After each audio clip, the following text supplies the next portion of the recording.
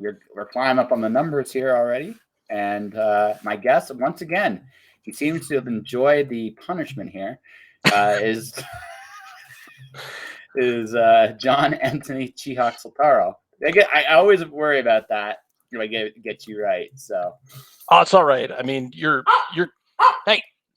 Canadian, right? yes. Okay, so Don't hold I it don't against me. No, I don't expect you to be able to roll your R's. So. Yes. Well, no, it's Soltero, like Soltero, like that. Soltero. Soltero, like that. Yeah. Yeah. No. See, you got the Chihak right, which most people just never get. So yeah, so I get one of the two. I can live with it. I can live with that. Now, see, I used to actually live in Arizona a long time ago, so I got a little exposure to a bit of Spanish. Actually, the thing is, I actually took Spanish. Okay, back in my high school days, way back in the day, I was young once. Anyways, but once upon, I actually took a little Spanish because I thought it'd be a good idea to learn a little bit of Spanish. And so this is what happens. I speak a tiny bit of Spanish. I speak a lot of French. So what happens is when I speak in French, sometimes because the languages are very similar, they're different. There are differences, but they are very similar. I will accidentally, I'll go into Spanish, or if I go into Spanish, I'll go into French. It's like, God damn it. Yeah. That was kind of big segue, but one of the things I loved about the Minions movie was they spoke like a conglomeration of English, Spanish, that's right, and French. Yeah. Because they're not that different. They're really not. I mean, some things are a little different. Like how you swear in French is very different than how you swear in Spanish. You can kind of tell. You can tell in Spanish if someone's mad at you. You can hear it. It's the tongue is very passionate, right? Yeah. Right. So the French tongue is a little bit more reserved. So when they curse you out, you can't always tell. Hey, wait, did you swear at me? No, I wouldn't do that. You can't say French and tongue at the same time and not expect somebody to just start laughing. Yes. Yeah. Exactly. But I mean, that's the thing. So going back to just our conversation here, it's just one of the things about doing this and doing the show is I get to meet all kinds of different people, and I try to keep an open mind about what I don't know, because really I don't know a lot. I mean, in the grand scheme of things, there's not a lot I do. There's a lot to learn. There always is. Well, most of the people I talk to are either other comic book creators or podcasters, and I know you are also writing novels and short stories and stuff like that. And I know you talk to a lot of people who do a bunch of different stuff. So they're writers, they're artists, they're painters, animators. I mean, there's a big gamut. So it's a good learning curve, I think, for all of us.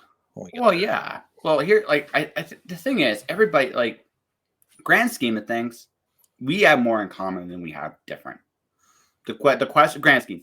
Now, there might be some things we disagree with. For example, if you are a football guy, right? I mean, don't make fun of me because I'm right. You know, my family's from Detroit, so I understand holding that against me, right? but at the same time, we have little differences. Yeah. But we have more things in common. And I think one of the big things about life is you have this ability to learn and grow and do things. And if you're willing to listen, I mean, you'll get at the very least, again, we might not agree on everything and probably don't, but at the same time, we don't need to. We can still learn from each other. And sometimes the best people to talk to are the people you disagree with because they have a perspective you don't. And even if you don't agree with the whole, you can learn something from the part that you disagree with. Maybe see things in the way you never would have on your own. Yeah. This breakdown, I'm sorry, I'm a very visual person, but this breakdown right here where your door is open and it almost looks like I'm sitting in the next room. It's really neat. It's not but that's just the way my mind works. I'm the door's open and I'm sitting in the very next room next to you. Keep it that way then. Yeah. Well, let's keep it that way then. Screw it. Yeah. Yeah. No, like this is my office. Like I do stuff for I do a show for an immigration company up here in Okay. Canada on top of my show. So yeah, if you had told me that the secret to my success would be my big mouth, I mean, I wouldn't have believed it, right? But here we are. Well, it's like, what is it, right? It's either the success or the downfall A for little us, both, right? little bit, Yeah. a little both. You know? I know, like with employment, it's got me in hot water. But when it comes to like talking to people and promotion, like it works really, really well. So Well, I this is gonna sound like really I first really I just realized like I'm no longer wired to work for people the same way I was before. Problem is I do too much of my own stuff. So I can look at a employer, a boss, mhm. and I can see how they do things.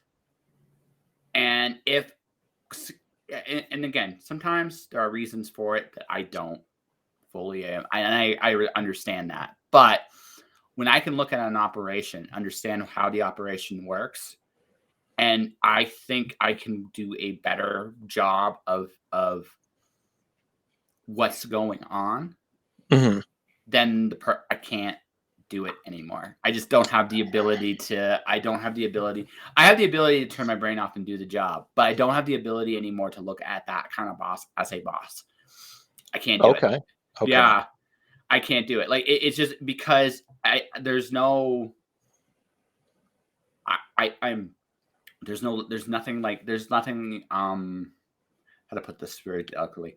I will do what I am asked to do to the best of my ability. But if I feel or if I don't get training, if I don't get um the proper preparation to do certain jobs, I don't worry about it.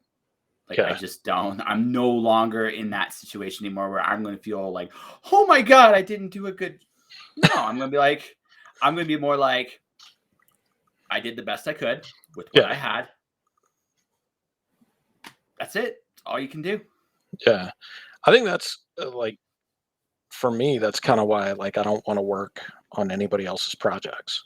Mhm. Like I have and it's not that I don't think that their projects are good or worthwhile or whatever. It's just I have no desire to tell somebody else's story. Mhm. Um my my goal early on, like when I started like writing my own book and stuff like that, was you got to work for Marvel.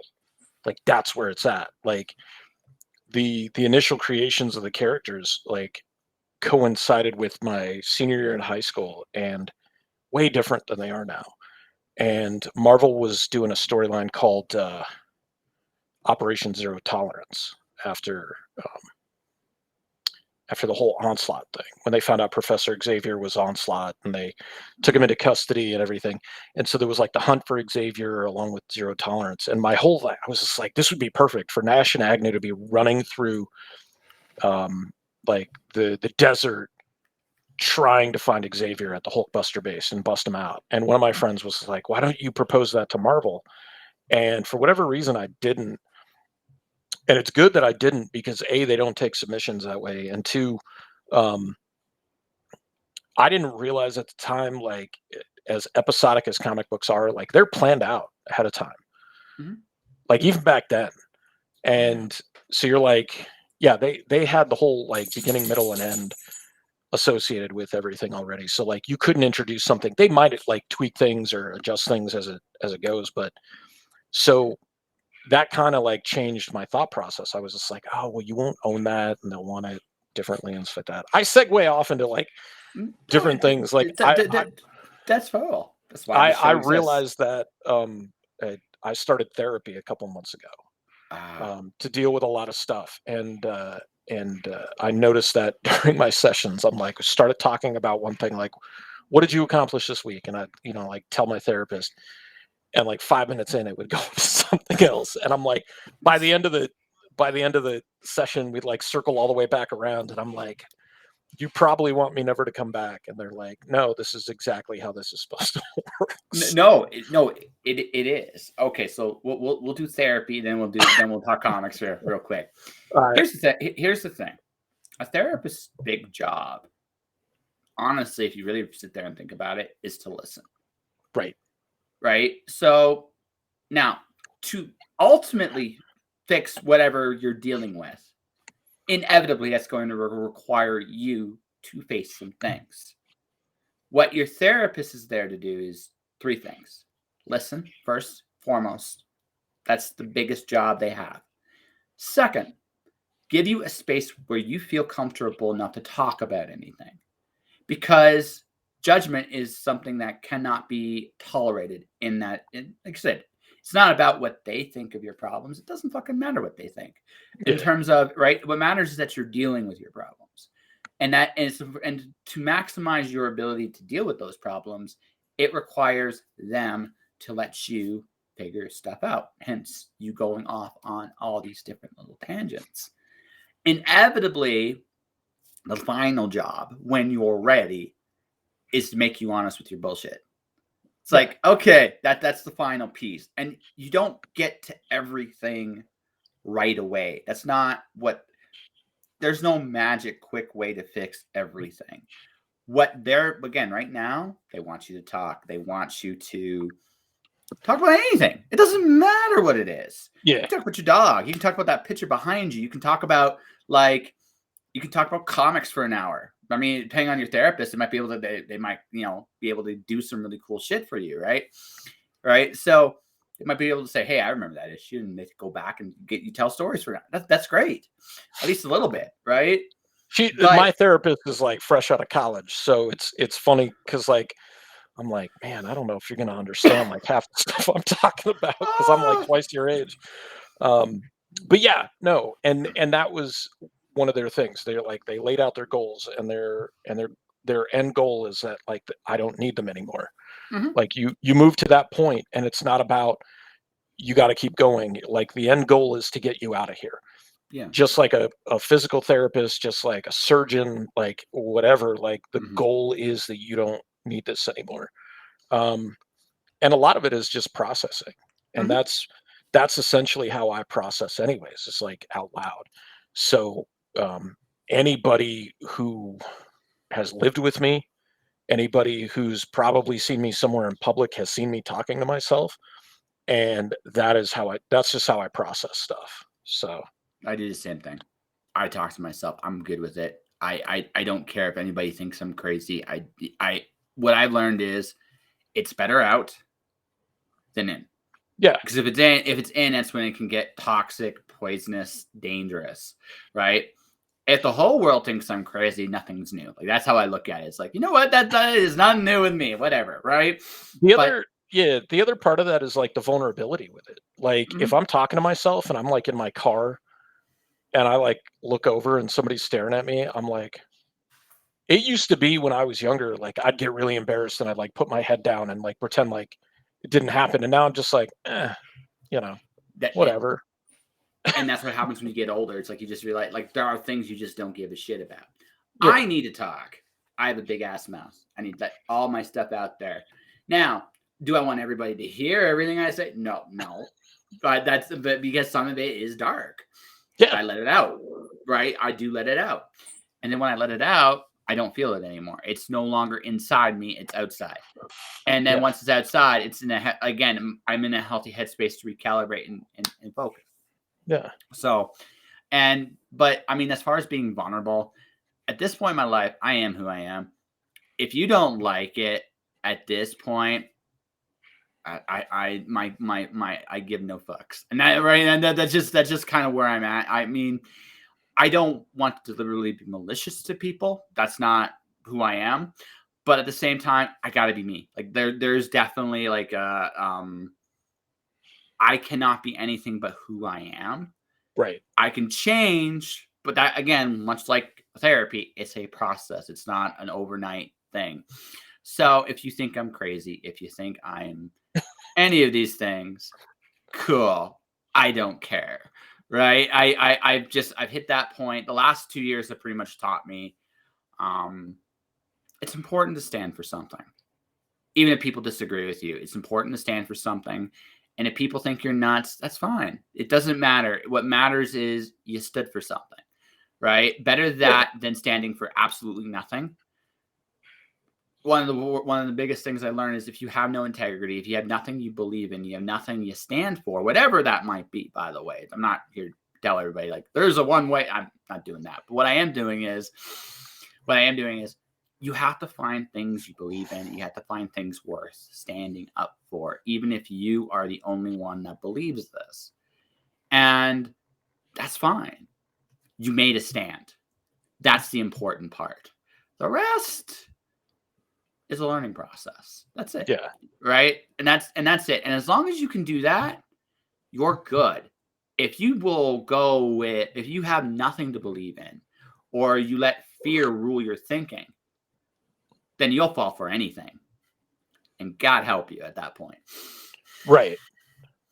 And I think like segueing back, like that's what I love about comics is like there's always a message. There's always been something there. Even like I know a couple of people like I don't really follow their books or anything like that. But when we would meet at like a creative standpoint, one of the things they were trying to put together was like their brand and like their tagline. And then, so this one guy who like, he's like fresh out of business college, but he hadn't really applied it to anything. His tagline on his comic book brand or his manga brand was, God, what was it? It was like no gimmicks, but it wasn't gimmicks. It was like no agenda. Mm-hmm. And I'm like, but you do realize by saying no agenda, that is your agenda. Mm-hmm. And he couldn't fathom like the concept. And I was just like, it's better if you just don't say anything. If that's what you want, like, because as soon as you bring that up, that becomes a ticking point for some people. Some people will flock to it. Other people will be like, wait a minute, why would you say that? And but that's what I dig about comics. Like there's been like this like morality thing for me, this like goal of being a better person and this goal of working towards being a better me and striving towards stuff, which is a big thing just in life in general. So I'm getting a big kick out of like some of the stuff that's coming out right now. Like, I mean, if you want me to talk a little bit about like stuff I'm reading, like Sure, go right. No, dude, look, listen. You're the guest. You're the pretty one. We can go wherever you want. I'm good with it.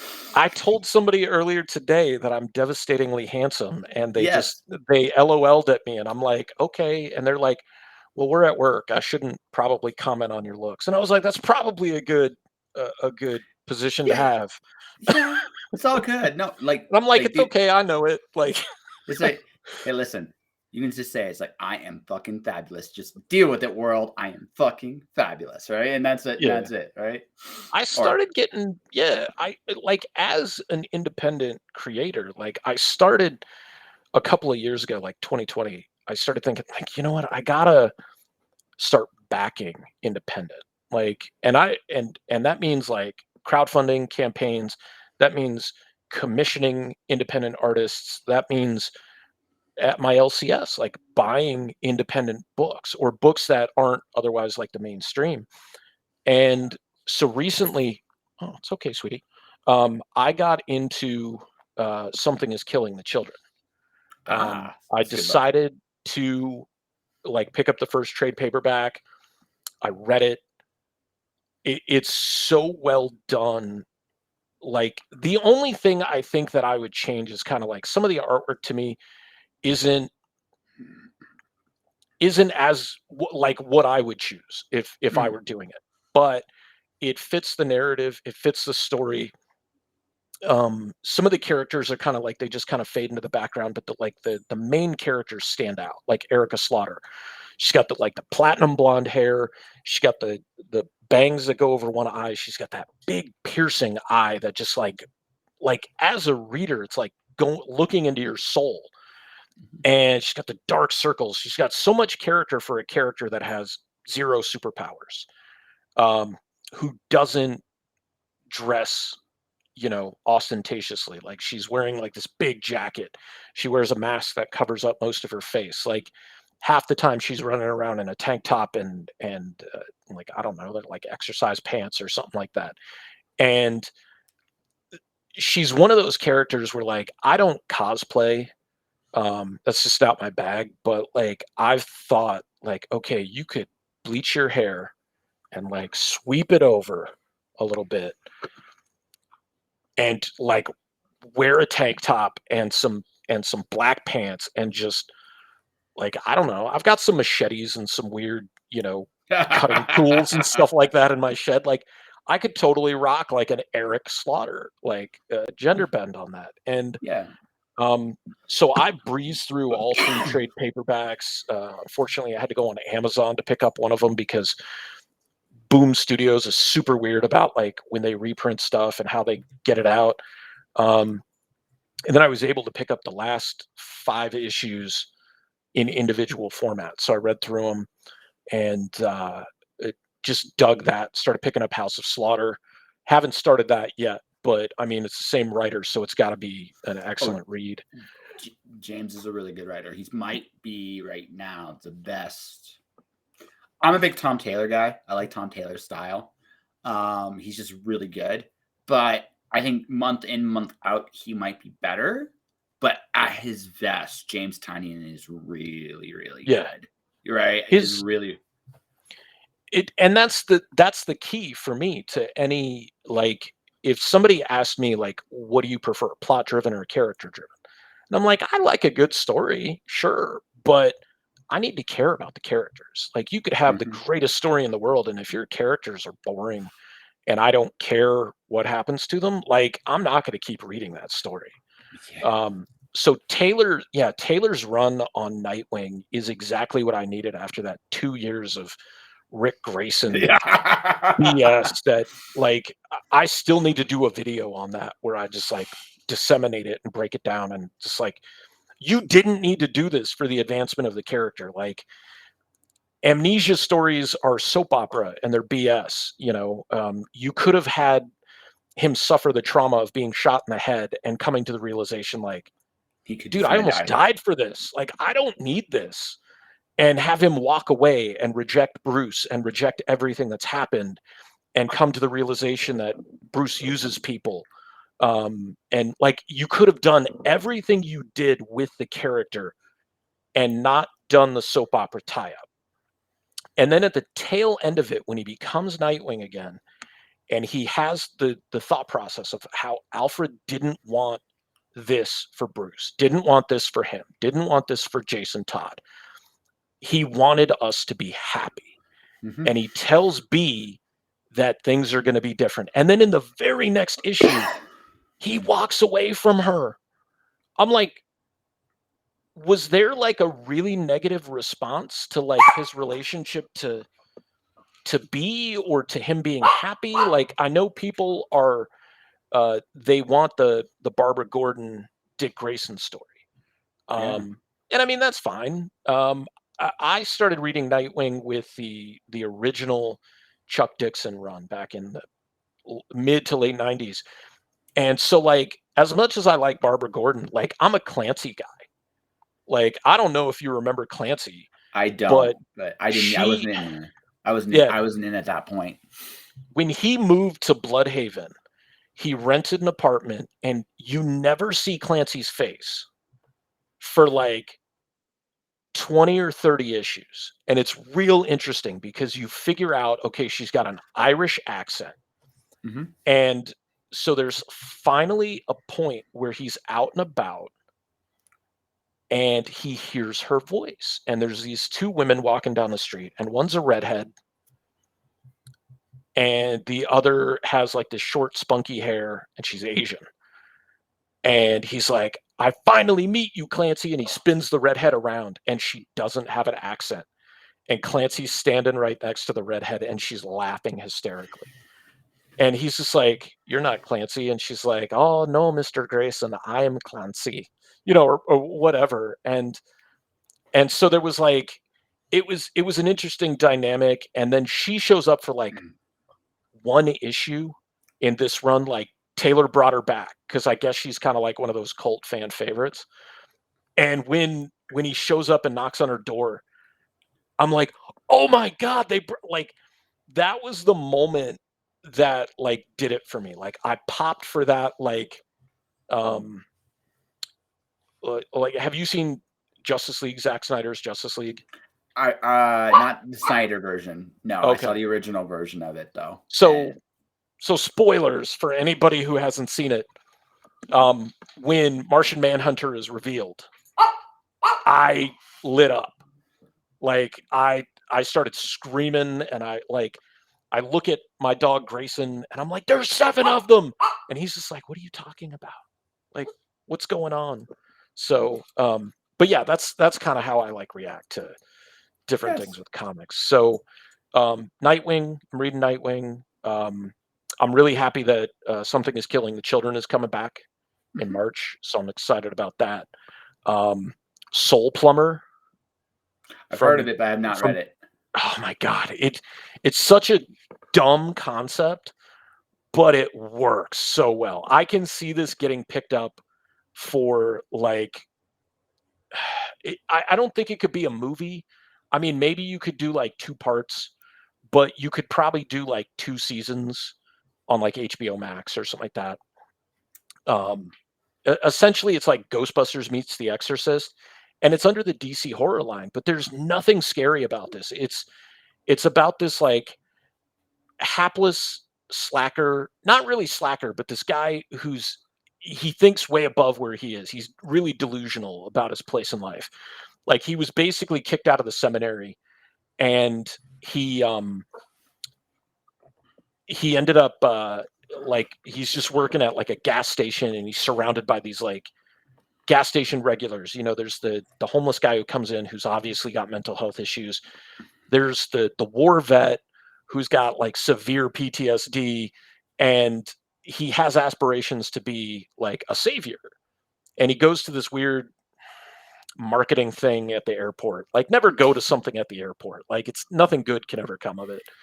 And so the guy's presenting plans for a soul plumber machine.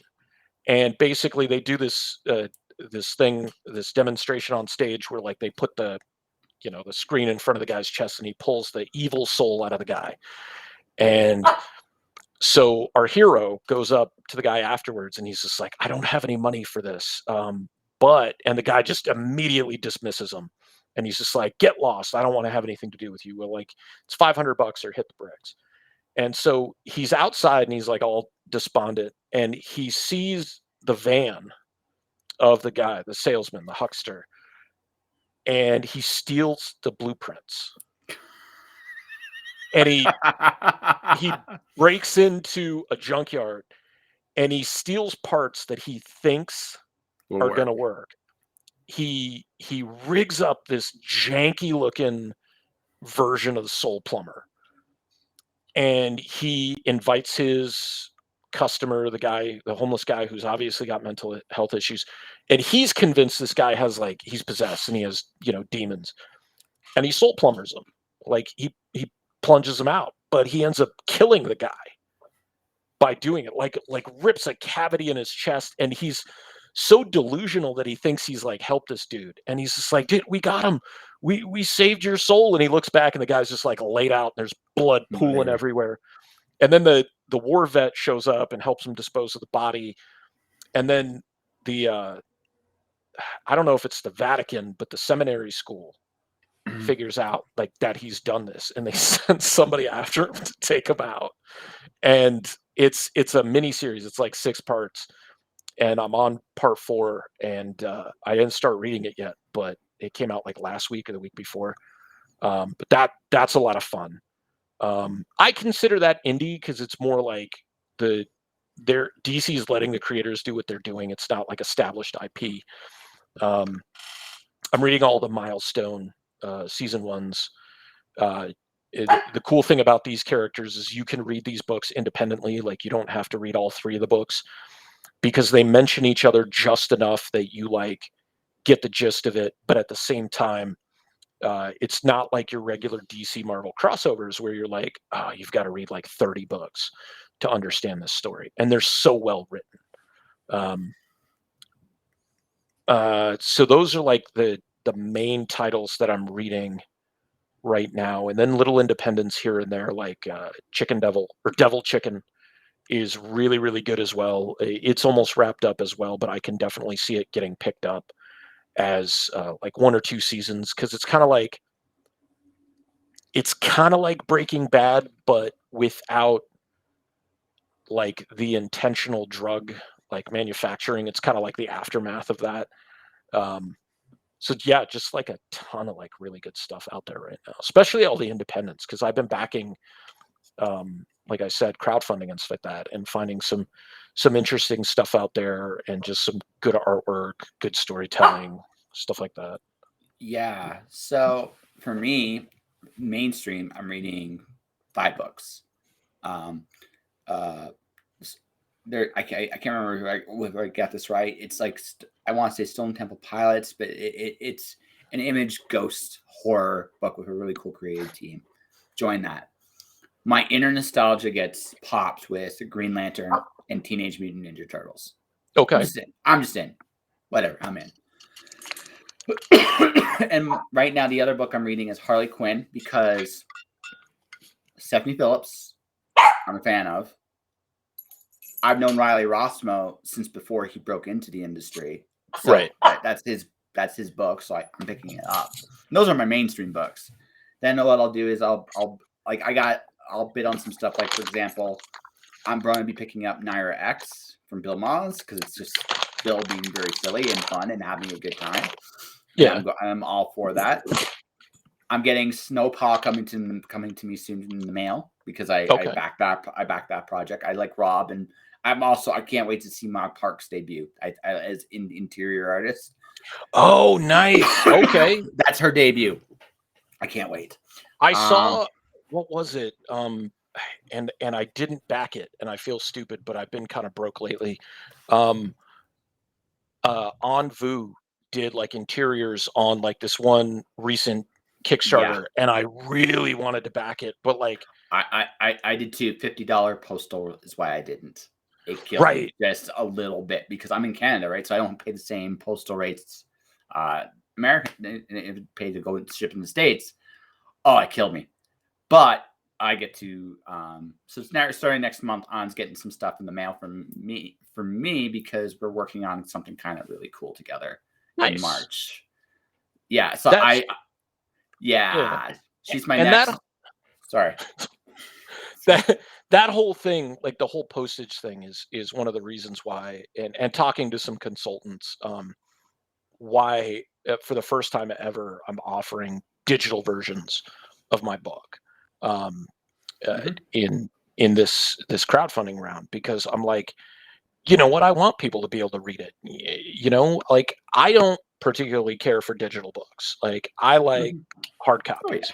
Me too. But I know there's like, I've had people, not a ton, but like I know there was one campaign I did a long time ago that wasn't successful, but somebody was like in Australia. So that would have been like $50-$60 to mail. And that was 2013. And they were like, oh, I really wish you had, digital, because then I could just get whatever. So I'm working on that, figuring that out, because I want somebody to be able to pick it up. And then at the same time, like I can offer digital at a much lower rate than anything else. So I figure, why not? And as Nita Lanning, she's just like, it's 100% profit. Yeah. Like once you've manufactured it, got the file going, all you got to do is like email somebody the link, or depending on what the file size is. Like I might have to do a file share because there's 5 issues now. So, I mean, it might be a bit bigger, but what? You don't need to keep barking like that. New dog that came to live with me in September. So, and maybe was she here before? I don't remember the last time Yeah, she we was here. jammed. Yeah, Okay. no, it wasn't the last time because we drew last time, but the time before that, you introduced her. Yeah. Okay. Yeah. You can introduce her again. It's Okay. been about 200 episodes, so I mean, you can.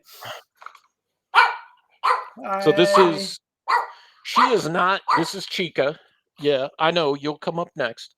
She's not yet in the series, but we've actually started working on her origin and like what her character is and everything. So she's going to have a pretty interesting story. And with the future of the Bubba Patrol, yes, come here. That's fine. It's not going to be in regular like 1, 2, 3 issues. So it's going to be like one shots and graphic novels, so that when people are backing the campaigns and stuff like that, they don't feel like they have to, pick up the last 13 issues or how do I collect that for people and stuff like that. So it's going to make it a little bit more consolidated and like you get a complete story in one issue. So if you've missed something, it's not a big deal. But again, this is Grayson. Grayson plays a huge role in issue 5. Like a good chunk of his story is revealed, and he becomes like a big time hero in this story. So Yes. Bubba Patrol is a ton of fun, folks. I've reviewed it for my column at firstcomics.com back last year. I couldn't back it at that time, unfortunately, so I did the only other thing I could, which was review it and spread the word as far as I could. So, and I thank you for letting me read your book. No, to answer your question, like I'm going to be doing my first Kickstarter probably I'm going to say probably September, October. Okay. It's going to be my Alice. I don't know if you've seen my Alice books. I've heard you talk about them a lot. I have not read them yet. So I'm going to be making a physical copy of the book as to Kickstarter, but the other part about it is it's going to be a board game as well. I accidentally invented a board game for this. So it's going to be a bit of both. Nice. Yes. Everybody accidentally. No, it's true. I openly admit this. I might be the biggest accidental creator of all time, and I'm good with that. Like I am okay with stumbling into good things. I am fair. You can call it an accident, or you can call it organic. Like, oh yeah, that's the thing. Like, I mean, because creating stuff, like an accident is kind of like there's absolutely no intent; it just happens. And like organic is like you're working on stuff, and it just happens.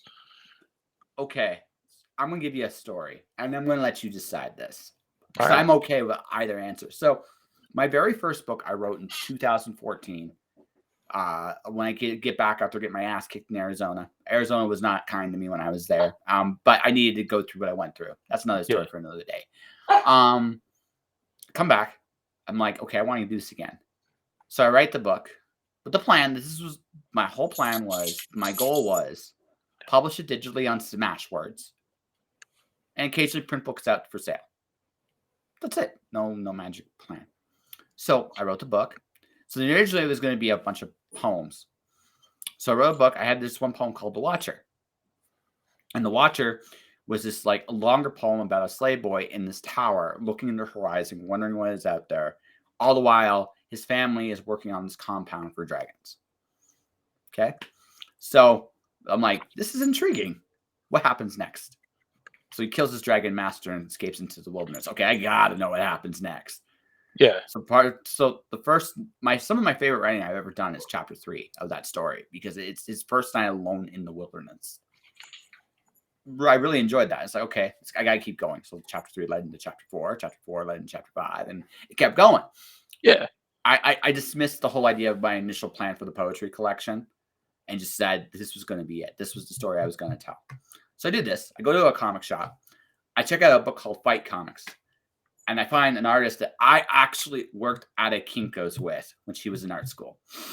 So like one of those like really like cool little moments, like, would you be willing to do some work for me? And she's like, yeah, sure. I'll do some work for you. So she did. Kick-ass cover, some cool little illustrations. Not a lot of them because we didn't have the time, but real cool stuff. Then magically it happens. I publish it on Smashwords. I announce it. Okay. Now I'm like, okay, now I'll just, go find you shows. I'll sell them. So then someone buys it, and she goes to me, well, what are you going to do with this? And basically what I just told you, right? The master plan, whole master plan. So she goes to me, well, I just made a deal with Ingram Spark. I'm starting a publishing house. I'll publish your book. Is that an accident or is that organic? Based on your definition, it would actually be an accident. But at the same time, it's also organic, right? Yeah. Right. Yeah. I mean, you could look at it as just like serendipitous too. Like Sure. the individual who picks up your work likes it enough, has those connections. And that's the other thing about like any of the creative industry. It helps to know somebody who has like an in or what have you. Yeah. So that's always helpful. So that's That's a cool story, right? yeah. I like Yeah. that. So here's the thing. I don't look at accident as a bad word. It can be serendipity. It could be Right. organic. I don't look at it like that. I look at it like this. I do things, right? Many of us, when we do things, we have a tendency to look at what didn't work. Very rarely right away do we look at and go, there's this little gem right here that's really, really good. Or this really good thing came from it. I had no intention of being traditionally published with this book. This was not in the plans. Okay. But it happened, which was really cool. I never planned on that. Last year, I really not 2021, 2020, I released Alice Zero, which was originally an anthology piece. Last year, it got nominated for an award. Right? Not things I plan. Like what happened, what I think what I do really well, and it's just me being like I'm willing to do things. I am willing to let Cool it down. I'm willing to let good and bad things come from my actions. And I'm open to both. I think a lot of us have this prop thing is if it doesn't go exactly how we envision it, it's bad. No, it's not true at all. Even when it doesn't go according to plan, sometimes this leads somewhere down the road. It's really weird how everything kind of ties together. The board game came about because I was thinking of doing it's Alice in Wonderland. I wanted to do some kind of like snakes and ladders style map. It fits Alice. And then I'm like, I had this visual in my head. I'm like, well, how do you play it? And then no word of a lie. I get the rules all beamed into my head. It's a snakes and ladders variant that's really cool. And I wrote the story and I tailored it to the game. Okay. On top of, because again, it's a different layer of storytelling. Because why not have the game tell a story just like the book does? Right? It can create a fun interactive experience. But now you've created a unique one, not just a book, not just a game, right? But a complete story when you put them both together. That's what I'm going to do. That's what I'm going to do with the Kickstarter campaign. Now, will it succeed? I don't know. I have no idea. But what I do know is, right, doing what I'm doing is I'm doing things and I'm letting things happen. And if I'm open to that, inevitably I will find the good that comes from it. Does that make sense? Yeah, totally. I think it's everybody kind of like gleans something different from their experiences, and I definitely think there's a lot to be learned from something that might be, at the moment it's a failure, but you can like if you look at it the way science looks at things, you're trying to prove a hypothesis or a formula or a chemical compound or what have you. And if it doesn't work, yeah, that's a failure because it didn't work because of what you were trying to prove, but you prove that it doesn't work at the same time. So then there's like, numbers and facts to back that up. So then you can try it a different way. And you're like, okay, well, that one didn't work either. So you're picking up these different strategies and theories and formulas and like how to do things. And that has definitely been um, that learning experience for me in this now it's 5 years. We're going on 5 years of the Bubba Nice. Patrol. Um, I've been self-publishing books for 16 years, like, and racking up credit card debt, sleepless nights, not carpal tunnel full on, but like putting on the wrist brace, not being able to draw for days on end. Um, just worried are people going to like what's going on? Um, and then I get to something like the Bubba Patrol, and it it was organic, but it wasn't organic the way that it happened. And maybe in the same way that you look at it as accidental or serendipitous. Like the intent was to do something starting all the way back in 2012. And that's when I first debuted artwork, like some costume constructs um, and a sample comic strip of the Bubba Patrol, but it existed within our universe. Like it didn't exist within the confines of my comic book universe. And it got some smiles, it got some interest and stuff like that. But I was in the midst of doing like a 3-issue storyline for my euthanasia book, which at the time was my baby. Was like, this is what's going to make or break me. Like, this is what's, if this doesn't succeed, I don't want anything else to succeed. Like that was my mindset.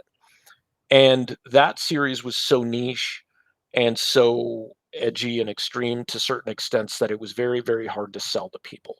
Like even people who wanted to like it were like, I don't know how to feel about this because of uh, the artwork didn't fit or the characterizations didn't fit. It was just like something that didn't mesh. And so the journey to the Bubba Patrol was really hard.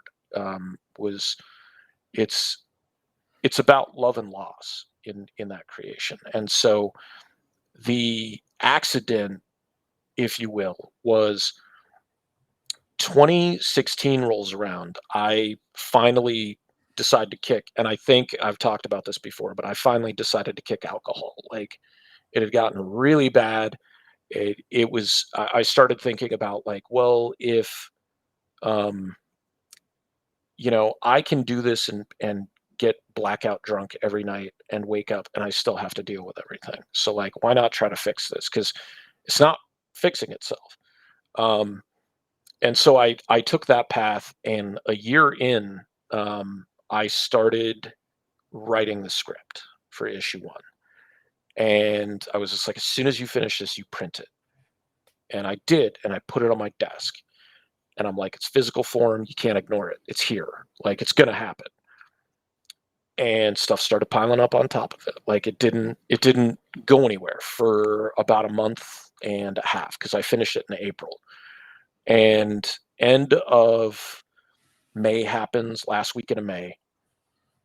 I decide to kind of celebrate 1 year of sobriety, getting a tattoo, my new outlook on life. I leave the house, I come back, Gurry, one of my dogs, is dead.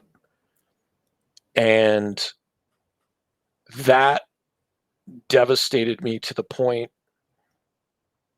where I realized it was no longer a matter of this is a goal. I want to do this. Now it was, I have to do this. So, in that, at the same time, I guess I could look at that as maybe not accident in a traditional sense, but like the intent was there. Mhm.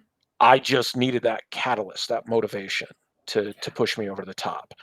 And that became like the tipping point, and I cranked through that first issue, and we crowdfunded it, and it was funded 100% in 24 hours, but it was a super low goal because all I wanted to do was print a handful of copies to have ready for a show.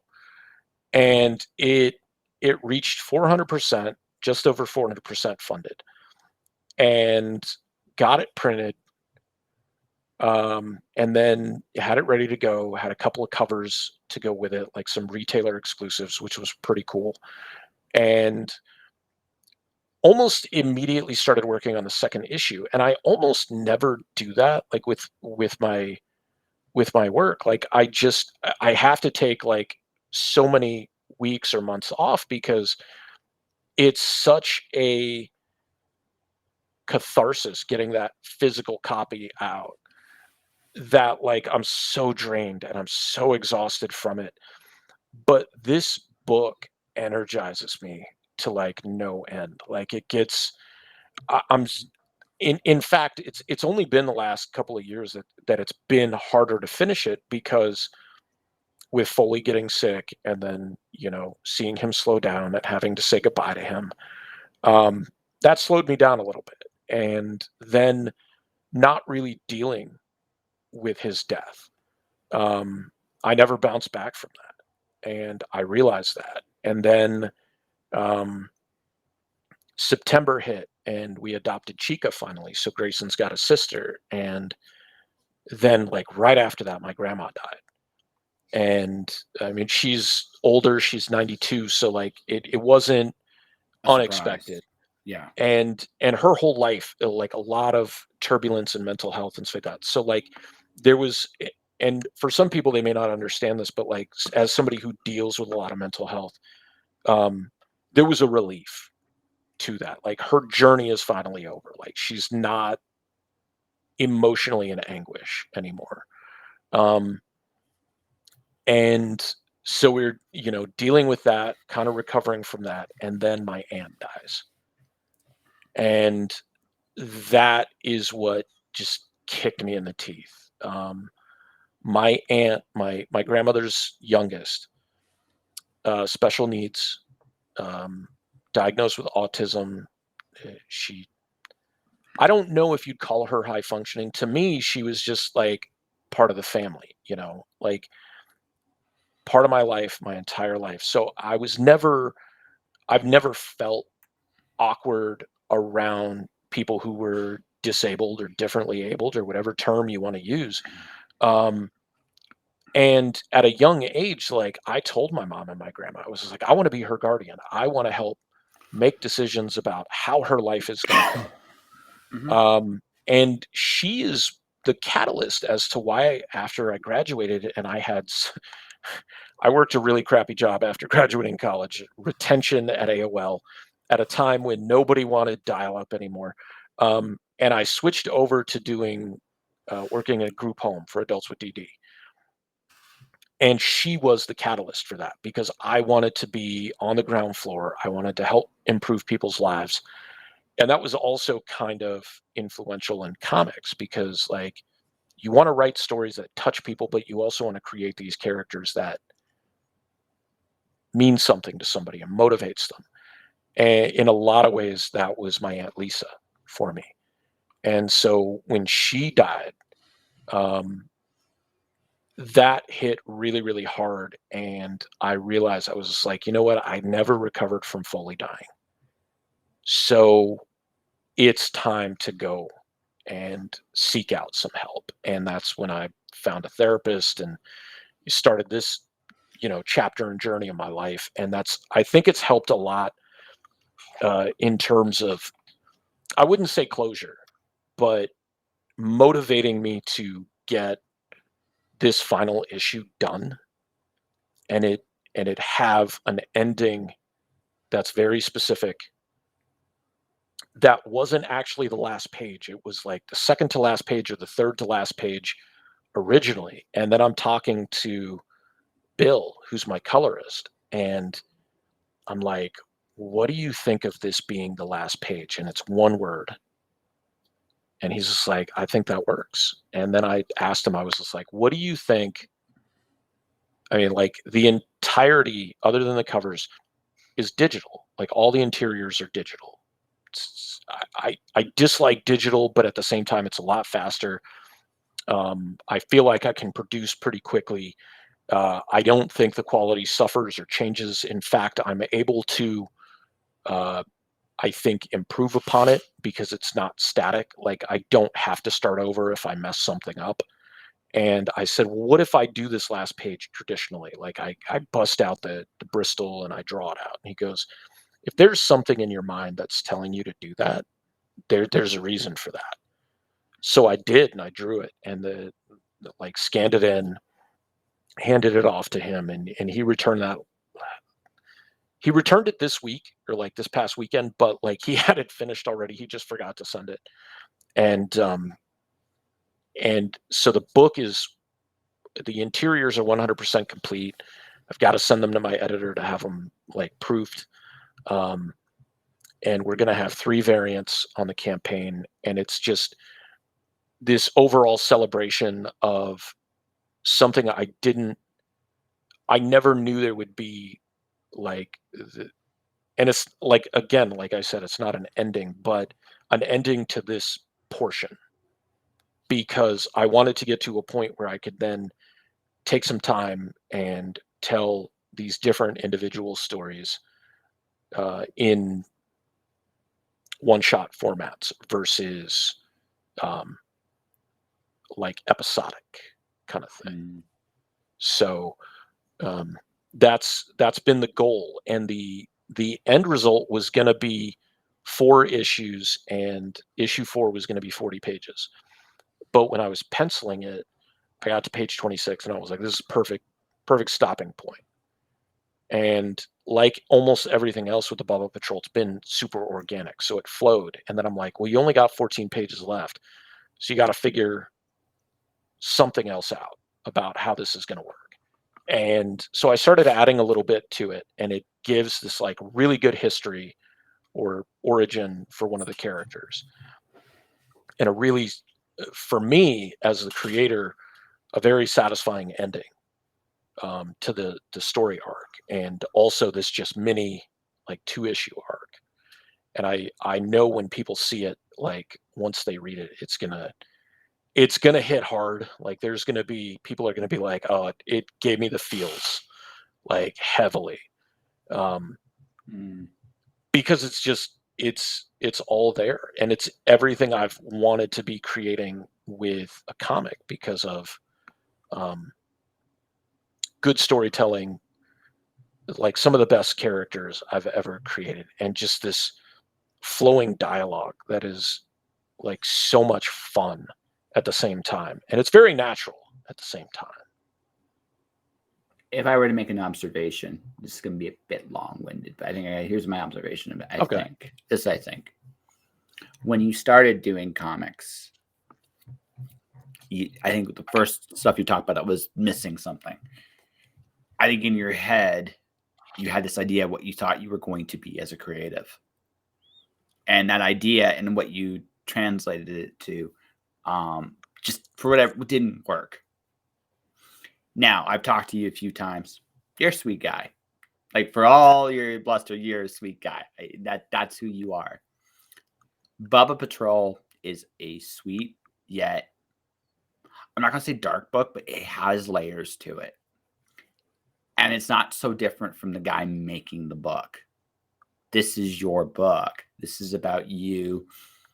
And based on what you're talking about here, like you deal with a very heavy thing with grief and loss, but you're also doing it with a bit of what I would call class. You're not diminishing it. I wouldn't, like I said, for those people who have not read Bubba Patrol, it's a fun book.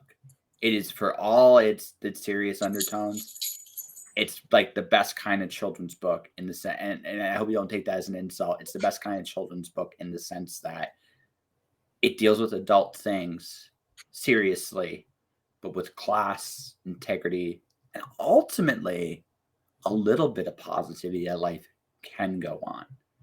Yeah. And maybe I think the reason why the 5th issue, because you mentioned this earlier, in the fact that you weren't ready to let go of your grief, and it just started really piling up with everything that's been happening to you, that you just like, I need help. Which, honest to God, is one of the scariest, bravest things you can do. Because asking for help talk about vulnerability. That's as vulnerable as you get. And actually, that's a big point of my therapy is admitting to that vulnerability and sitting with it and existing within it, and realizing that the vast majority of things I've done my entire life, especially my adult life, have been to mask that vulnerability. And some of it's been positive. I'm not going to say it's all been negative, but like I like to lift weights because I want to look a certain way, but that's also to shield myself from what I perceive as being a target or being looked at as weak. That has nothing to do with what society sees. I have tattoos because I just happen to like that look, but that can be construed as being rugged or but so many people have them now. It's not really like a big issue. And one of the other things that talking to my therapist about is like kind of breaking down those same stereotypes of what is perceived to be not that I look at myself as a tough guy, but like what society looks at as a tough guy or a man or whatever. And I have little dogs, like you just saw them. Oh, dude. Like, I mean, I meant it's what I one of said. those. You're a Yeah, sweetheart. You're like you and are like at heart. You're a sweetheart of it. Like yeah, you got a big heart. And that's who you are. And there's nothing wrong with that.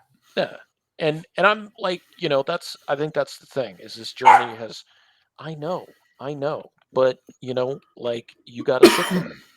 Um, I think that's part of this journey with this book is like the characters are learning who they are. They're learning to be heroes. Agnew, who's been in every project I've ever done, is learning a completely new role from being sidekick to being the like comedy horror movie heavy to being a mentor and a leader. And that's actually one of the pieces of dialogue that gets brought up where he's talking about I'm a sidekick. Like I'm not supposed to be like that's not me. I'm I'm I'm I'm comedy. And Cypress tells him like no, you're stronger than you know. Like this is your role. This is why I picked you. And this is also my journey in a lot of other ways. This is my way of dealing with grief and loss, but it's also my way of like celebrating the life and the love that I have for these dogs and the life and the love that I have for life. And like, I mean, I scream and yell a lot and I'm a passionate person. I think I would say it was probably the nicest way to say it. Sure. But that like this book celebrates so much in terms of like my evolution as a creator from doing something that I thought I had to do because that's where I was at that point mentally and emotionally with a book that was edgy for the sake of being edgy and gritty because that's what sold and figuring out that that's not really the story I it's not even the story that I want to tell. It's not the story I need to tell. Like this is the story that I'm telling, and this is the story that flows. I fought with so many of the other scripts. I fought with so many of the other characters, trying to put them in the round peg in the square hole. And these pegs are all different shapes and sizes, and like I just like throw them up, and they all just go into the right holes. Like it doesn't even matter. And maybe they're not the right ones. Maybe it's the star peg and it falls through the round hole and the round hole falls through the square hole, but it works. And that's what makes me really happy about telling this story because all it needs is it's a throwback to the Bronze and Silver Age of comics where you didn't have to be deconstructing heroes. You didn't have to overthink everything. It didn't have to have this concept of something, and don't get me wrong, like there's a place for all of this, but when I look on like a lot of these crowdfunding campaigns, um, there's kind of as much as there's an intrigue, there's kind of an off-putting thing for me. When you get a story that's compelling, get some artwork that's nice, and then all of a sudden you get like the naughty covers and the really naughty covers. And I'm like, I'm not knocking that at all. But I'm like, that just seems to be the norm. And I'm like, I don't I don't have to tell the story that way. Like it doesn't need to be embellished or bedazzled in that regard. Okay, lots to deconstruct. We're gonna go with you first. We're gonna go with you first, and then we're gonna talk about what you just mentioned, and that's all right. This is my theory. We'll see. We'll see if you agree or disagree with me on this. I think right now what's happening in your life, and I think what this comic very much is. See, when we're younger and older and we're younger and want to take on the world, we think we have to carry like this armor of strength, power, invincibility. Like, yeah, I can take on the world. But then the world kicks your ass a little bit. Mm-hmm. And then you're like, you know, this armor didn't do a damn bit of good for me. And I feel like for you, when you started comics, when you started doing all these things, you were thinking about what you were supposed to be. And then as you've gotten a little older and wiser, you realize, oh, buck that shit. Like buck that. I'm going to be me, whatever that actually is. And I think this is just my opinion. This book has taught you how to be more comfortable with yourself. As much as you enjoy like the story, only you can tell this story. That's the one thing. That's the one thing. It's okay. He just wants attention. He wants to be the star of the show. It's all good, right? But the thing is, right? Here's the thing. This book is because of your love of your dogs, because of everything that's happened in your life. You're the only one that can tell that story. But at the same time, as you've told this story, you've let pieces of that armor go. And now you've become this, and again, a younger version of yourself probably would have struggled with the vulnerability that has come in telling that story. I would go so far as to say you 6 years ago couldn't tell this story. But right, because he wouldn't have been ready to be this vulnerable as a person. I think this is I think this is a little two parts to this. I think that again, you're entering theory, you're ready to let the last pieces of that armor fall, and you want to figure out who that person is when you look in the mirror. And to do that, you need help. And by the way, applaud you for it. Good luck. I hope when it's over, you're happy with the person you find when you go through this process. Right? And I think that's why the book works. That's why you broke your barriers. That's why it's because you were ready to be yourself. And maybe why the last book was so hard was because you have to let this go too for whatever the next story you're going to tell is. Yeah.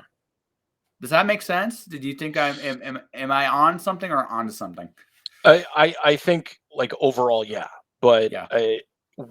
especially with respect to doing the first issue was more of a have to. Mm-hmm. And that coincided with having to quit drinking because that was gonna save my life in the moment. And then it got to be it, and it's kind of like I guess kind of in the same vein with me for being sober was you can't drink. It wasn't like not even I don't want to or it's not necessary. It was like, okay, in order for this to work, you can't. And then it got to the point where it just became easier. And it didn't really matter. And now there's no desire to drink. Like I can sit with somebody who's drinking. It doesn't make me uncomfortable. It never really did. But it's not like, I wonder what that tastes like. It's just like, I don't care. Yeah. Like there's nothing that bothers me about it. And with the Bubba Patrol, it started out as I've got to tell this story. I owe it to these dogs to tell this story and let the world see them the way I see them. And it grew from there to just be this organic process of like, these characters' stories is their stories are just unfolding. And so for some of the characters, not everything I do from here on out is going to be chronological. So some of it's going to go back in time or forward in time or what have you, just because of the different ideas I have. But it's grown to the point of um, when telling my sister, who's my editor, I was like, so we're going to launch in like, originally the plan was before the end of the year. And she was like, why so soon? And I was like, well, because we're almost ready. And she said, but do you think people are going to be willing to, people who were generous in the last run, like, are they going to be willing to do that again? And I'm like, when you have a fan base, like, you need to turn stuff out. And they're ready when you're ready. Like, but if you wait too long, people drop off.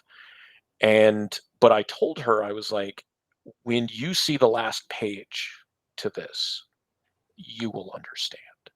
Mhm. And she's like, okay. Um, and so a lot of this has happened in other creative aspects organically as well. Like Bill was not able to contribute a variant cover because he's picked up a lot more hours at work, but he was able to finish all of his coloring duties. He did help me do a variant that's a variation on the main cover that I'm touching up because we have the Brave and the Bold homage cover that's the A cover. And so what I asked him, I was just like, what do you think about, okay, so we have them in their regular costumes with their regular color schemes. We don't change the costumes. We change the colors on the costumes for the variant cover. And he's like, yeah, I can do that. That's like dropping colors in. That's not a big deal. And so my other catch to that was like, I'm going to make this look like it's been slabbed, like it's been graded.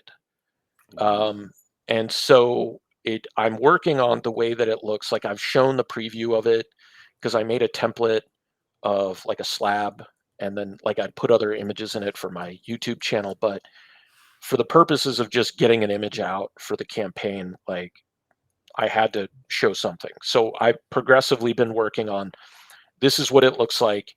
And I'm removing all the hard lines and everything and just putting in like layers of shading and stuff like that. I'm trying to make it look as good as possible. But this is going to be my first effort at doing um, something that I've never done before. Um, but it's going to be my non-con variant, and that's the show that I sell my comic books on online. And I was just like, I want to like what you've been doing non-con for going on 2 years. Like March will be 2 years. Hey, no, you don't need to be that way. Okay, stop, go lay down. Um, and I'm like, I need to have like the Bubba Patrol exclusive, like for my show. I like, why not? Um, so we've got that one, and then right behind me, right here, that's the JoJo Seams piece, and JoJo's a local Tucson artist who is a MetaZoo sketch card artist or MetaZoo card artist. Like she started putting out these like images on her Instagram, and I was just like, these are great. But she's also been producing a book called The Makeshift Man for years. And the character is this like quirky, eccentric problem solver, and his sidekick jackalope, Elvis. And in the most recent issue, um, there's a scene where he's trying to break into a museum, and he's up in the like those big paned windows, and he's like looking down, and Elvis is already in the building, and she creeps out from underneath, and she looks up at him, this big goofy smile on her face, and like little weird teeth and everything, and that is what like I was just like, I know JoJo can do this cover. And so I hit her up and she was like, yeah, let me see what my schedule looks like. She got back to me and she was like, I can definitely do this. I can manage it.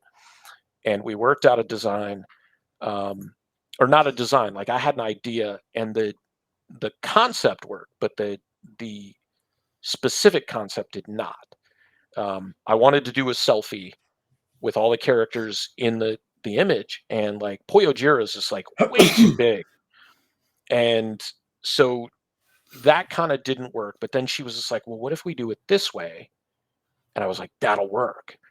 And so she just cranked it out. And it's one of those things that just like the expressions, it's so much fun. And the fact that she is the first person to, other than me, to render, like create Poyo Jira in their image was really, really exciting to see what she could do with like a quasi kaiju. Cause like Poyo Jira is like 5 feet tall, like not really a kaiju by any stretch of the imagination, but yeah. And then I've got one other person who's working on a Mystery Science Theater 3000 version cover, which is going to be a lot of fun too. Okay, we can do again. We'll talk. I actually want to talk about one real thing because I want to tie in what you said earlier about the variant covers that you saw in other things to you, because I think you mentioned at the very beginning that your big goal when you started was to get the Marvel and DC. Now, what you've realized, I think, along the way is you can tell your stories on your own. Now, don't get me wrong. I'm not saying you wouldn't work for them under the right circumstances, but it has to serve you in some form or fashion for you to do it. And I don't say that with any arrogance. It's just you have your own goals as a creative, and right, and that doesn't necessarily mean at this point. Again, you wouldn't say no to some things, I'm sure, right? I would love to see, like, on just a personal thing, I'd love to see you do an Ninja Turtle story. Just me. I would love to see it. Just one. I would pop. Even if it was just like an 8-page story, I think I'd pop at that. But that all said, right? I get that may not be your goal, and I respect that. I'm not ever knocking you for that. What I am going to say though is I think what you figured out, and this is something I think a lot of Kickstarters are going to figure out too as time goes on, is not every kind of variant, not every kind of. I'm doing Alice in Wonderland, Greek mythology is mine. I'm not doing variant covers, not because I don't think there are a few artists that I think would do some amazing stuff. I might. Well, okay, I lie. I will say this right now. If I can get on to do something for it, I might consider it. Like I it's on. You've seen her work. You can't blame me. Yeah, phenomenal. Yeah, phenomenal, right? But she fits. Like she fits that. Right. There's she fits. Right. I'm not saying I'm necessarily going to be for this in the future because it depends on what we decide to do. But I mean, it's just like also me. Do I want to dilute the look, the style, the choices I've already made? Yeah. I would rather, right? And these are things I think about when I look at Kickstarters and comics. And don't get me wrong, I think, like, I look at someone like Jim Noble, for example. It makes sense that he does the sexy variant covers. That's his whole brand. It fits what he does. Well, yeah, that's the basis of the book. Like, yeah, totally, right. So for him, that fits. I look at someone, but I think when I look at when everybody's doing a variant, and your book does not fit that mold, it's something you've already learned. You have to figure out what serves you as a creative, right? And your book has to have that same service too, right? Yeah. I wouldn't do I think Steph Wilson's amazing. I'm not ever going to do if I do decide to do an Alice variant, it won't be Steph. Not because I think Steph's a bad choice. I just don't think he's the right choice for this project. Right. That's what it comes down to. It's not and I know he's got name value and I realize this, but again, it's about serving my audience and serving myself more so than getting a particular group of people. Right. So I think, again, self-discovery stuff. I think you've changed your position on what you want as a creative and how you want to be looked at as a creative.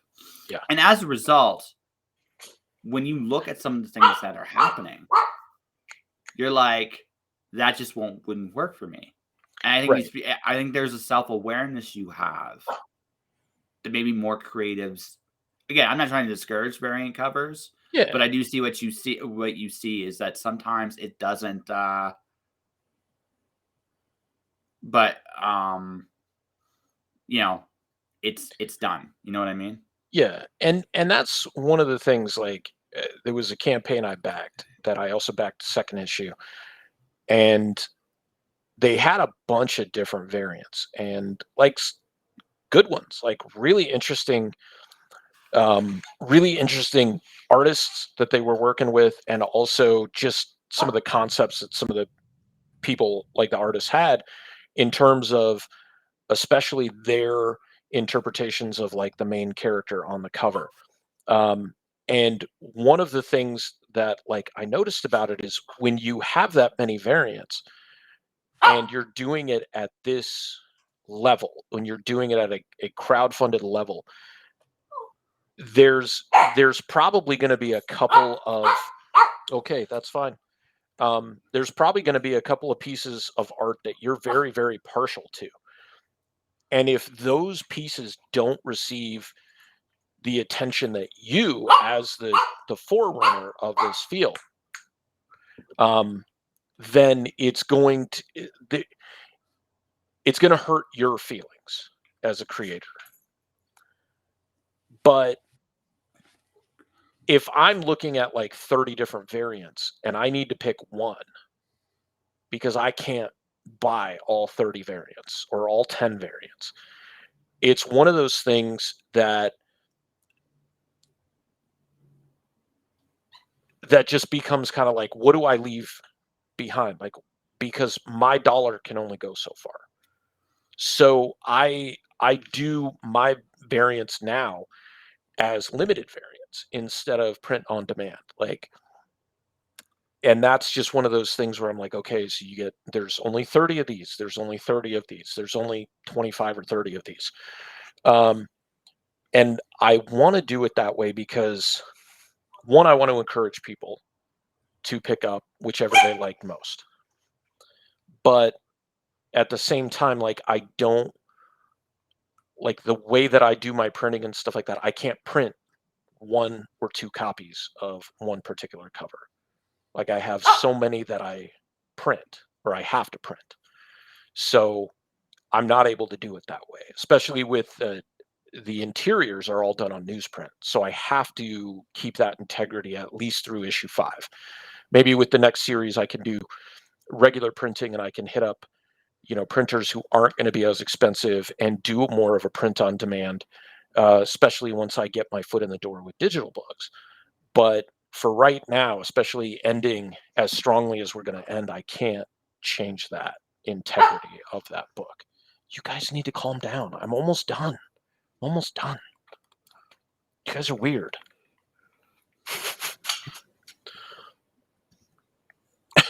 You guys are okay. Okay. Hey, I'm just. no. I think they need their. I think they feel like they want the attention of the universe here, and that's all good. Yeah, I think It's they all need to. good. Think they need to go outside. I think though. I mean, just having limitations like that kind of just Yeah. like makes you think about things, and Yeah. that's not a bad thing. Like I mean, again, I said this earlier. Variant covers in of themselves aren't a bad thing, Right. So, it is what it is, and it's one of those things where I get the business end of it. I totally do. Yeah. I also get the fact that, I also get the fact that, it's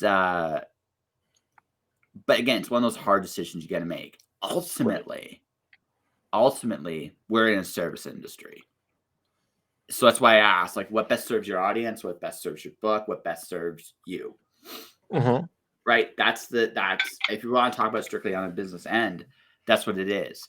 And I think, like I said, it's one of those things I've noticed with variant covers is, again, I'm not trying to discourage business. There's a lot of people I know that do really amazing variant covers. I mean, like I said, Steph Wilson does amazing stuff. His style is so unique.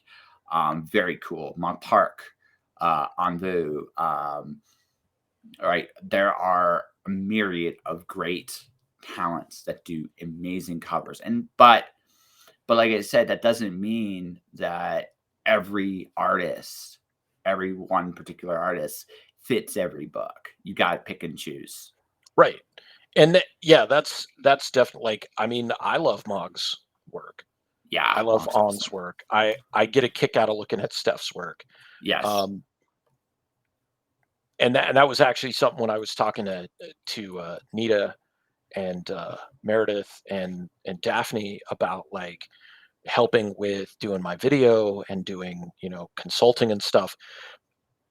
They were like, if you could figure out how to get Steph to do like a dogs and stuff like that, and I'm like, yeah, you know. So I started thinking about it, and I'm just like, but it's just not gonna fit into that. And there's like, you know, people who follow campaigns to get a Steph Wilson cover, awesome. People who are gonna follow a campaign to pick up On's work, definitely. Like they're really great at what they do, but would it fit the Bubba Patrol? Maybe, maybe not.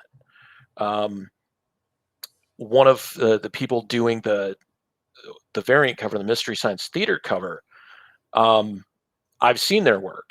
Their work is great. They have a really good following online. But at the same time, I'm like, okay, so some facets of their work would work, some facets of their work might not. They produced a digital trading card for me of Foley for the issue 3 campaign that we ultimately didn't get to use because we didn't hit that stretch goal. But them producing that, I was just like, they could do cute and fluffy stuff. But I know they're also capable of drawing like monsters and like not scary stuff to the point where it's like super scary, but doing monsters and monster girls and stuff. So I'm like, I know you could do a Poyojira as well and put it into your own style. And we actually met up on Monday and we're talking, and it's kind of again serendipitous because we had talked about potentially having them do this cover or a cover, and I had commissioned them a few months ago to do a piece, and then I had to cancel it, and I felt really bad because I'm like, you know, that's a good amount of money that I could have paid you, but I can't have you do the piece or that piece anyways. And so now like they're going to school full time or part time, but they need their computer to work, and their computer went down. And so I was just like, so are you going to be able to do a piece? And they're like, I work digitally. I have my tablet. I can do it on my tablet. And I really need the money to put my computer back together. And I was just like, okay, it works. You know, I don't want you to, you know, destroy yourself to do this, but I'd really like to have, you know, your style on this cover, because if we promote this right, it can help both of us. And Exactly. so joking with them, I was just like, you have such a following online. Like, I want to exploit you and I want to use you for everything that you're worth. And they're like, well, at least you're honest about it. Yeah, And I'm like, exactly. No, I mean, again, and this is a conversation for like a cover artist down the yeah, road, but they know. They know exactly what that's why they charge what they charge too. They know yeah, what their business is. yeah, Um, but like I said, it's I think that decision to how do we put this to do those things um is something I think creatives need to put a lot of thought into. yeah. Um, And hmm. that's something I told them too. I was just like, well, this is, I mean, you're going to get paid for this. We're going to work with your rates. Um, but at the same time, this is something like, I don't know how many printed finished pieces you have. This is something that goes in your portfolio. And they're like, yeah, I don't really, you know, put much stock in that. And I'm like, well, you can put it down as something that's been published. And, whether or not, uh, that's something you put stock in, that's something potential employers are going to put stock in. Oh, like somebody had you do this rendering of their characters because they knew your style would work or they knew you could adapt to it. And so that makes you more versatile and that makes you more marketable, I guess, in the future. And they're doing an animation and design program as well, which is what I did. And so having that is key and essential because all my portfolio pieces are my pieces. They're not pieces I did for other people. They're not covers I did. They're not interiors I did. There's one design I did that's a logo for a nonprofit now, but that's about it. Like, like everything else is like I could put all my published work in there. So, yeah, fair enough. So when's your Kickstarter launching for this? we're doing it on Indiegogo. And Okay. it launches on February 7th, Monday the 7th. So when this air, like it'll air very close, like the audio version of this will air. Do you have an address where people can actually at least see where you're going right now, or is that still? Yeah, let me pull that up. You guys are killing me. So it's one of those, like the Indiegogo. Yeah. Let me see. Okay, so it's igg.me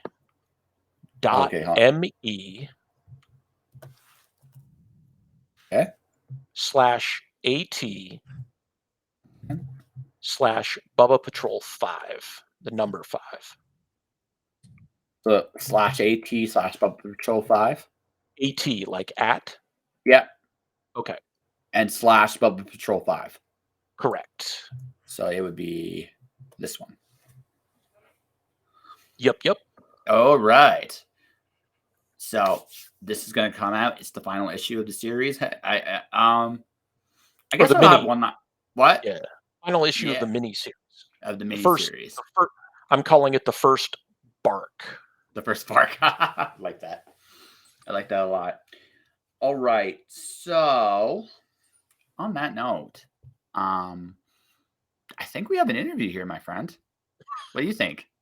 I think so. Yeah. So we mentioned your Indiegogo. Is there anything else that you want people to know, where people can find you, that you want to share to the world? I'm just grateful to, still be here and be, creating and doing something that I really am passionate about.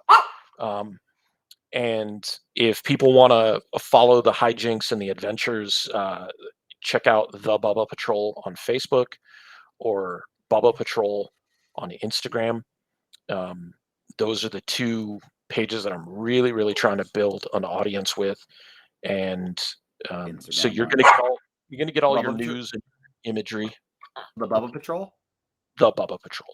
Oh, so for people to watch it, it's the Instagram. Go follow it. Oh no, I'm sorry. Instagram is just Bubba Patrol. Oh, just Bubba Patrol. I'm Facebook sorry. is the Bubba Patrol. Okay, so we'll do Instagram first here. I'm trained professional, you can tell. Right, train. Stop. So there's that.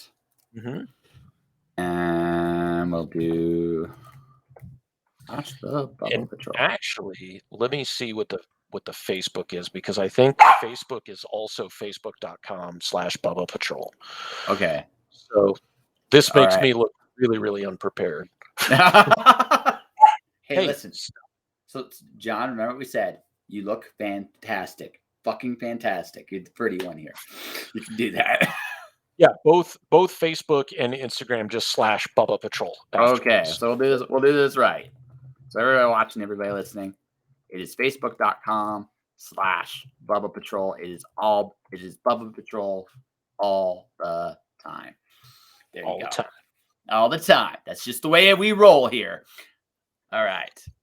Ladies and gentlemen, this was a wonderful chat. Nice to catch up with you, buddy. It's been a long time, and Yeah, I'm glad you're doing well. Thank you. Thank you. Yes. Appreciate that.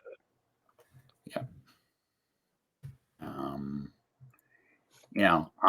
Here's the thing. We'll just do this properly here. So my latest book release is right here, ladies and gentlemen. This is Alice 1. Alice in Wonderland is Greek mythology. Alice chases the Queen of Hearts over the edge of the world and ends up in the Greek Wonder World, where to get out of her scenario, she must play Jason of the Argonauts, a game of croquet. And in this little game, Alice and company journey through the labyrinth, encountering gods, monsters, and perhaps the most terrifying thing of all, themselves. It's available now. It's on Amazon. It's the second book of the series, but it's the first full book of the series. You don't need to read Alice Zero to read the first one, but Alice Zero is nominated for an award. I am also this month being sponsored by MirrorWorldPublishing.com, which I'm putting up right now because, again, I am a trained professional or something. And John is just like, stop laughing, man. Stop laughing. Here's MirrorWorld Publishing. You can go in there right now. There's an anthology there called Far, Far Away. Put the code Joshing in. You get 20% off. You can do that right now if you want to do that. To everybody else watching, everybody else listening, this is this episode of Just Joshing. I will be back tomorrow early as Professor Rodney Fike and I are going to be drawing. And I know what I'm drawing. I'm having some fun. I'm having a unicorn playing pool and hustling one of the dogs that's playing poker. He lost his shirt and he's doing anything he can to get it back. That's what I'm going to be drawing tomorrow, dang it. Yes. Now, the real question is, does the unicorn play pool with their horn? They do not. They do not. They actually play. They actually have their special little cue, but the special little cue does fart out rainbows. Just let you know. I was going to say, how do they hold it with hooves? You'll have to tune in tomorrow to find out. That is right. You got to tune in tomorrow to find out. Lil Hen, I'm cheating like a motherfucker. That's all I'm going to tell you. And John's like, yep, that sounds about right. To everybody else watching, everybody else listening, thank you for watching. Thank you for listening. I'll be back tomorrow with Rodney Fike. Stay inspired. Keep shining in the dark. And have yourselves a great one. Later.